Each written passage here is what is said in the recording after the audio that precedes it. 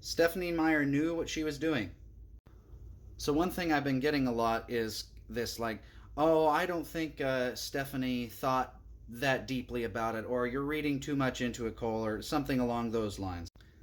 Now, first of all, if I were, for example, to say that in The Lord of the Rings, J.R.R. Tolkien contrasts the Shire with Mordor, and the West with the East, to make a thematic point that's relevant to the story, nobody would care. Nobody would get upset about that because that's obvious. And because J.R.R. Tolkien is an author that you are allowed to like. You have permission to like J.R.R. Tolkien. So to say that his story has, a deeper meaning, a deeper theme, right, is using literary tropes effectively is not controversial.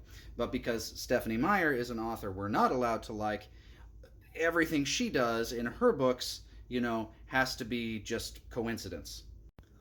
Also, it's like, she was an English major in college, and I was talking about, like the contrast between Phoenix and Forks in Twilight and eventually Alaska. Okay, the thematic relevance of the setting. And like setting is a very basic, like tier 1 literary device. I mean, if you took high school English, you know about this stuff. So the idea that Stephenie Meyer is sitting there writing her novel about the girl who moves from sunny, hellscape Phoenix to wet rainforest Olympic Peninsula, and you expect me to believe that she, didn't notice that maybe there might be, a thematic something thematically important there.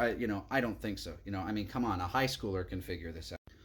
Also, I think it's important to point out that a lot of times meaning is an emergent phenomenon that comes out as you're writing. Sometimes you can write something in a purely utilitarian way, and then later on you realize that these connections, right, were emerging as you were writing. It's sort of like you sort of tap into that collective subconscious, and these things come out without you even realizing them. So something can be part of her authorial intent without her actually saying, to herself, well, this means this, and this is why I put this in here. Sometimes these things, it's sort of a magic, right?